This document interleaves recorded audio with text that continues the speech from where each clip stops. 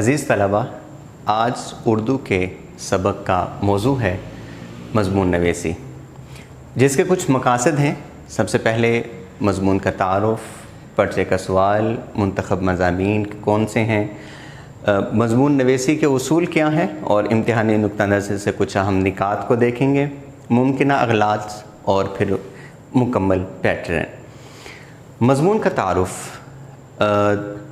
لفظ مضمون عربی زبان کا لفظ ہے جس کے لفظی معنی ہے ضمن میں لیے ہوئے، اور اس کی مختلف ڈیفینیشن کی جاتی ہے کہ ادب سے ہلکے پھلکے انداز کی لکھی گئی تحریر کو مضمون کہتے ہیں، جبکہ کسی بھی عنوان پر کسی بھی موضوع پر مضمون لکھا جا سکتا ہے۔ مضمون کی کسی قسم کی کوئی قید نہیں ہے، یا ایک عام اس کی جو معروف تعریف کی جاتی ہے وہ ہے کسی مقررہ موضوع پر اپنے جذبات، احساسات اور تاثرات کا تحریری اظہار، یہ ہے مضمون۔ پرچے کے سوال کے اعتبار سے کچھ چیزیں ہیں جس کو ہم نوٹ کریں گے۔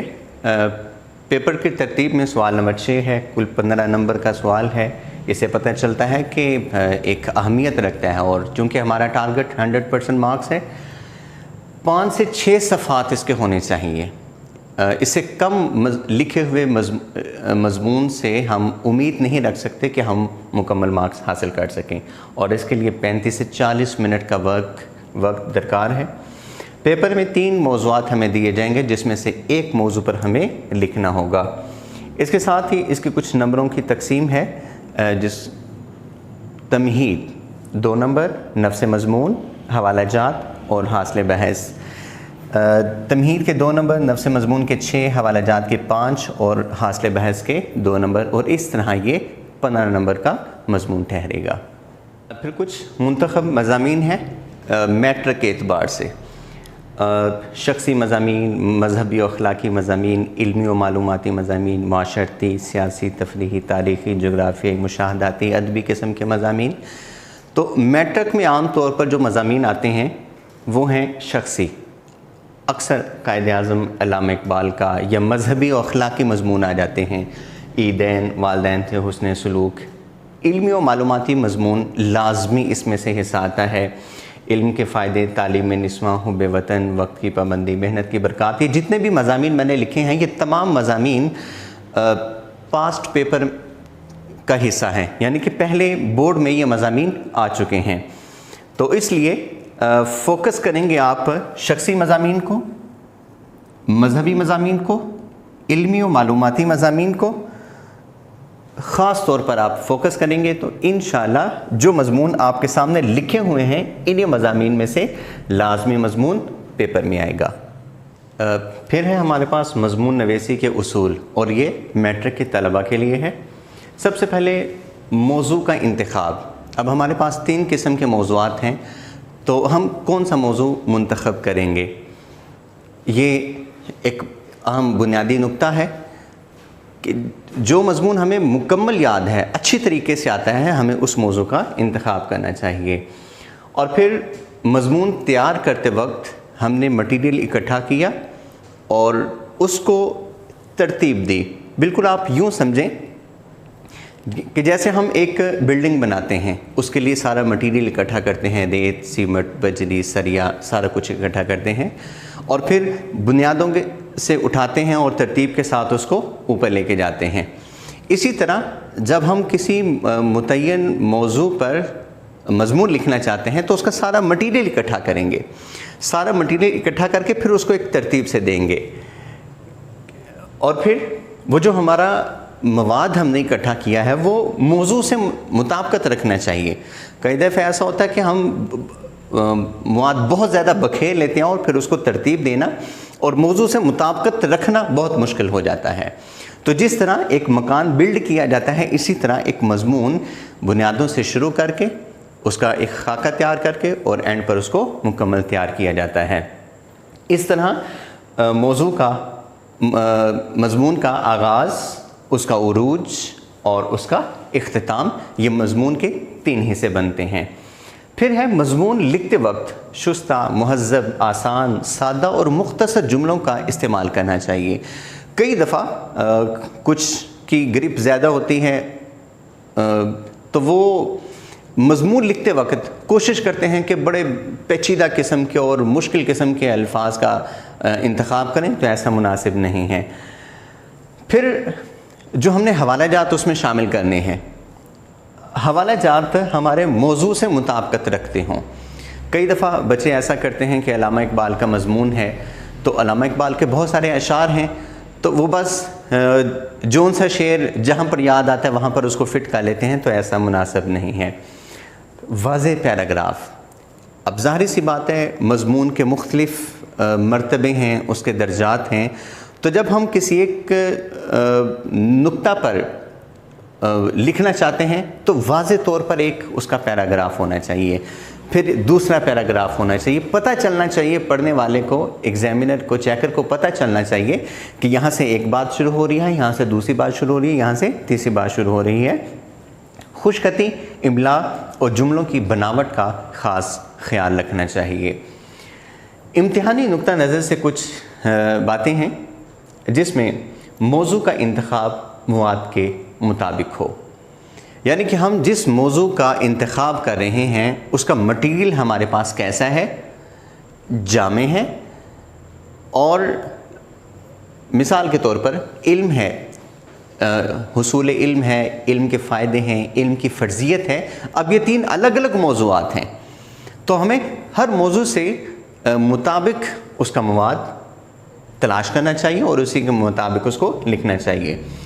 پھر کچھ منتخب اشعار، آیات، احادیث وغیرہ، ضرب الامثال اور محاورات وغیرہ ہمیں یاد کرنے چاہیے، یوں کہہ لیں کہ رٹا لگانے چاہیے، کیونکہ ظاہری سی بات ہے میٹرک کے مضامین جب ہم تیار کریں گے تو وہ شخصی ہیں، معاشرتی ہیں، اخلاقی ہیں، تو اس سے ریلیونٹ، اس سے متعلقہ ہمیں مواد بھی ساتھ ساتھ یاد کرنا چاہیے۔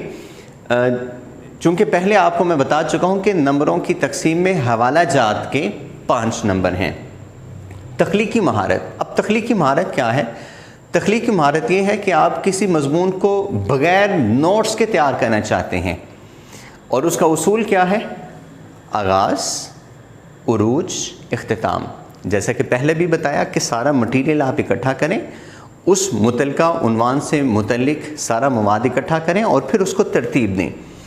ترتیب دے، مثال کے طور پر قائد اعظم کا مضمون ہم نے لکھنا ہے تو سب سے پہلے کیا لکھیں گے؟ ان کی پیدائش، ان کا بچپن، ان کی تعلیم، ان کا لڑکپن، پھر عملی میدان، پھر ان کے کارنامے، ان کی ذمہ داریاں، اور آخر پر اس کا حاصل بحث۔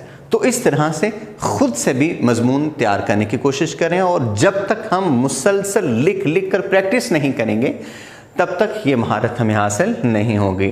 اور امتحانی نقطہ نظر سے ہمیں مکمل پیٹرن کا بھی خاص خیال رکھنا چاہیے جو کہ آپ کو دکھایا جائے گا۔ نمبروں کی تقسیم ایک دفعہ پھر آپ کے سامنے ہے کہ پیپر کرتے وقت ہمیں یہ چیزیں سامنے ہوں گی، ہمارے ذہن میں ہوں گی، تو ہمیں پتہ ہوگا کہ ہم نے کون سے حصے کو کس طرح تیار کرنا ہے اور کتنا لکھنا ہے۔ کتنا ہم حصہ لکھیں گے اس کے کتنے نمبر ہمیں مل سکتے ہیں۔ اگر کوئی بچہ حوالہ جات کو بالکل ہی شامل نہیں کرتا تو وہ یاد رکھے کہ اس نے 15 نمبر کا مضمون نہیں لکھا، اس نے 10 نمبر کا مضمون لکھا ہے۔ تو نمبروں کی تقسیم آپ کے ذہن میں ہونی چاہیے، اور جب ہم نے ایک دفعہ مضمون لکھ لیا تو لازمی طور پر اس پر نظر ثانی کریں، کیونکہ کئی دفعہ سپیڈ سے لکھتے وقت املا کی، جملوں کی، کا کی، کے کی غلطیاں ہو جاتی ہیں، تو اس کا خاص خیال رکھا جائے۔ ممکنہ اغلاط، جب تک ہم کسی چیز کی غلطیوں کو نظر میں نہیں رکھیں گے تب تک ہم مکمل بہتر اس کو نہیں کر سکیں گے۔ تو ممکنہ اغلاط میں موضوع کا انتخاب ہے۔ اب موضوع کے انتخاب میں کیا غلطی کر سکتے ہیں؟ مجھے امید ہے کہ جب آپ مضامین تیار کریں گے تو پیپر میں 3 قسم کے آئے ہوئے مضامین تینوں آپ کو آتے ہوں گے، لیکن ہم نے اس وقت کون سا لکھنا ہے؟ تو اس وقت ایسے موضوع کا انتخاب کریں جس کا مواد آپ کے پاس مکمل، خوب اچھے طریقے سے اور ترتیب کے ساتھ آپ کے ذہن میں ہے، اور آپ سمجھتے ہیں کہ اس میں کم وقت میں زیادہ گرپ کر سکتا ہوں، تو اس موضوع کا انتخاب کریں۔ عام طور پر بچے کیا کرتے ہیں کہ موضوع تو آسان ہے، اب علم کے فائدے ہیں، یا تعلیم نسواں ہے، یا وقت کی پابندی ہے، اب بچہ کہتا ہے چلو میں وقت کی پابندی میں مضمون لکھ لیتا ہوں. اب بچہ لکھنا شروع کرتا ہے لیکن اس کو یاد نہیں آتا اس کا مٹیریل کیا ہے, اس کی ترتیب کیا ہے, اس کے حوالہ جات کیا ہیں, تو ساری چیزیں جو ہے نا وہ مکس ہو جاتی ہیں. جبکہ اس بچے نے علم کے فائدے مضمون بھی تیار کیا ہوا ہے, اس نے وہاں سے اس مضمون کے متعلق اس کے پاس حوالہ جات بھی ہیں, مواد بھی ہیں, کچھ ترتیب بھی ہیں, لیکن بچہ سمجھتا ہے کہ میرے لیے زیادہ آسان وقت کی پابندی ہے. تو ایسا ہرگز نہ کریں. جو مکمل مضمون آپ کو تیار ہیں اور آپ سمجھتے ہیں کہ کم وقت میں بغیر سوچ کے میں اس کو لکھ سکتا ہوں, اس موضوع کا انتخاب کریں. پھر اکثر بچے مضمون کی ہیڈنگز بنا دیتے ہیں, شہ سرخیاں بنا دیتے ہیں. فلاں سرخی بنائی, جیسے قائد اعظم کی بات کریں تو پیدائش, ان کا بچپن, ان کی ابتدائی تعلیم, اعلیٰ تعلیم, ان کا عملی میدان, ان کی وکالت, اور پھر سیاست میں شمولیت, سیاست سے علیحدگی, ان کی سرگرمیاں. اس طرح جتنی بھی اس کے ہیڈنگز ہیں سب کے سب غلط ہیں, مضمون کی ہیڈنگ نہیں ہوتی.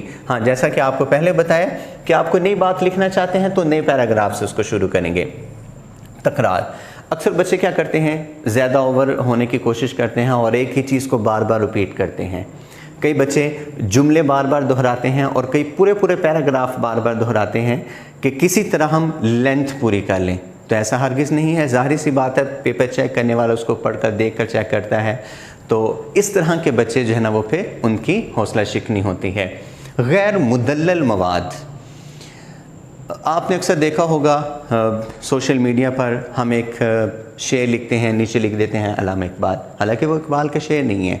یا ایک بہت چیز معروف ہے کہ کسی کا قول ہے اور نیچے ہم نے اس کا حوالہ دے دیا ہے حضرت علی رضی اللہ تعالیٰ عنہ کا, حالانکہ ایسا نہیں ہے. تو ایسا مواد ہرگز مضمون میں شامل نہ کریں. پھر من گھڑت حوالہ جات. مطلب بہت کچھ چیزیں ایسی ہیں کہ جو ہمارے معاشرے میں بہت عام ہو چکی ہیں اور جھوٹ ہیں, من گھڑت ہیں. مثال کے طور پر ایک آپ نے وہ حدیث کے نام سے سنا ہوگا, علم حاصل کرو خواہ تمہیں چین جانا پڑے. اب یہ کوئی کسی قسم کی کوئی حدیث نہیں ہے. تو یہ استاد کی رہنمائی سے, یہ بچے کی ریسرچ سے, بچہ جب مضمون تیار کر رہا ہے تو اس کو چاہیے کہ وہ ان باتوں کا خیال رکھے کہ کہیں ایسا نہ ہو کہ من گھڑت قسم کی میں چیزیں دلائل اس میں شامل کر لوں. تو مدلل دلائل کے ساتھ مضمون لکھا جائے. مواد کی غلط مطابقت. مواد کی غلط مطابقت کیا ہے کہ مضمون کوئی لکھ رہا ہے, نیچے حوالہ کچھ اور لکھا ہوا ہے.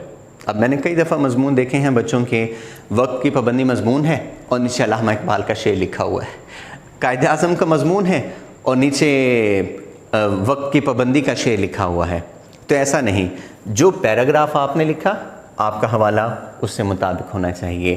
جو مضمون, جو عنوان آپ نے سلیکٹ کیا, اس کا مٹیریل, اس کا مواد اس سے مطابقت رکھنا چاہیے. یعنی کہ شروع سے آخر تک ہم اپنی لین سے نہ ہٹیں, اپنی پٹری سے نہ ہٹیں. جو موضوع ہم نے منتخب کیا ہے اسی موضوع پر رہیں, اور جتنے بھی اس کے حوالہ جات ہیں وہ سب کے سب اسی عنوان کے تحت ہونے چاہیے. املا اور جملوں کی بناوٹ کا خاص خیال رکھنا چاہیے. کئی دفعہ بچے املا غلط کر جاتے ہیں, زے کی جگہ زواد, زال کی جگہ زے, اور اس طرح بہت ساری غلطیاں کر جاتے ہیں. اور کچھ بچے ایسے ہیں جو انگلش میڈیم سے زیادہ تعلق رکھتے ہیں, ان کے لیے اردو لکھنا چونکہ مشکل ہوتی ہے تو ان کی کوشش ہوتی ہے کہ ہم زیادہ سے زیادہ انگلش کی کوٹیشن شامل کر لیں, یا پورے پیراگراف ہم انگلش کے لکھ دیں. تو ایسا ہرگز نہیں. ہاں, کوئی کوٹیشن ہے, کوئی قول ہے, کوئی اس طرح کی ضرب المثل ہے, آپ انگریزی میں اس کو ایڈ کر سکتے ہیں, اور ضرور ایڈ کرنا چاہیے, اچھی چیز ہے. یہ تھی ممکن اغلاط. اور آخر پر ہمارے پاس ہے مکمل پیٹرن کہ ہمیں مضمون کس پیٹرن سے لکھنا ہوگا. سب سے پہلے سوال نمبر. ہم اوپر پورا سوال نہیں لکھیں گے کہ اس موضوع پر یا درج ذیل عنوان پر مضمون لکھیں, ایسا نہیں. صرف سوال نمبر, مضمون کی ہیڈنگ دیں گے, اور 3 مضامین میں سے جس موضوع پر ہم نے لکھنا ہے اس کی ہم ہیڈنگ دیں گے. میں نے ایک نمونے کے طور پر وقت کی پابندی یہاں پہ لکھا ہے. مضمون لکھنا شروع کریں گے. آپ نوٹ کر رہے ہیں کہ جو پہلی لائن ہے یہ مارجن لائن ہے پیپر کی, یہ پہلی لائن یہاں سے شروع کریں, جبکہ باقی مضمون تقریباً 2 الفاظ کے فاصلے سے لکھا جا رہا ہے.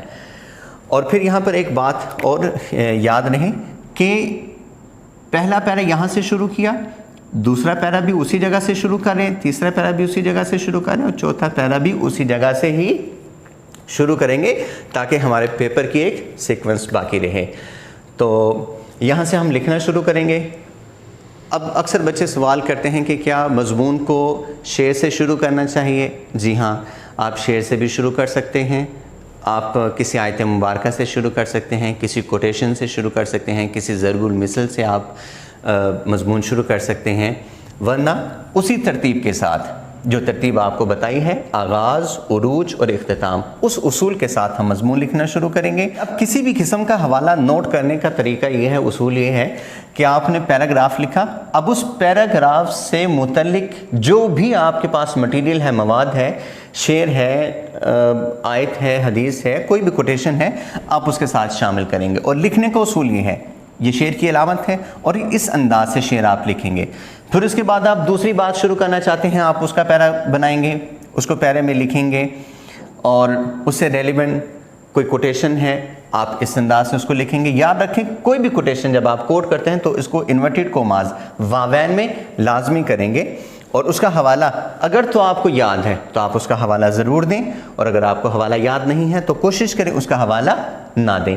غلط حوالہ دینا مناسب نہیں ہے۔ پھر اس کے بعد نیکسٹ پوائنٹ آپ کوئی بھی شروع کرنا چاہ رہے ہیں، اس کا پیرا بنائیں، اس سے متعلق آپ کوئی حوالہ ہے وہ آپ نوٹ کریں۔ پھر اس کے بعد نیکسٹ ہے، اور اسی طرح اختتام آپ کسی شعر پر کر سکتے ہیں، کسی ضرب المثل پر کر سکتے ہیں، کسی بھی چیز پر آپ اختتام کر سکتے ہیں۔ بہرحال مضمون لکھنے کا پیٹرن یہ ہے، ایک صفحے پر کم از کم ایک حوالہ لازمی ہو۔ اگر آپ 2 حوالے ایک صفحے پر کریں گے تو بہت اچھا رہے گا، اور مکمل 15 نمبر حاصل کرنے کے لیے پھر یاد رہے ہمیں 6 صفحوں کا مضمون لکھنا ہوگا، ہر صفحے پر کم از کم 2 حوالہ جات شامل کرنا ہوں گے۔ انشاءاللہ اللہ سے امید ہے کہ ہم 15 نمبروں کے مستحق ٹھہریں گے۔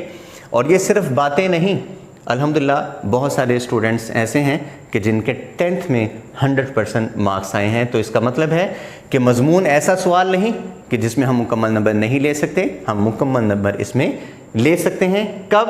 جب اساتذہ کے بتائے ہوئے طریقے پر اور اصول پر مکمل پیٹرن کے ساتھ ہم اس کو حل کریں گے۔ اللہ حافظ۔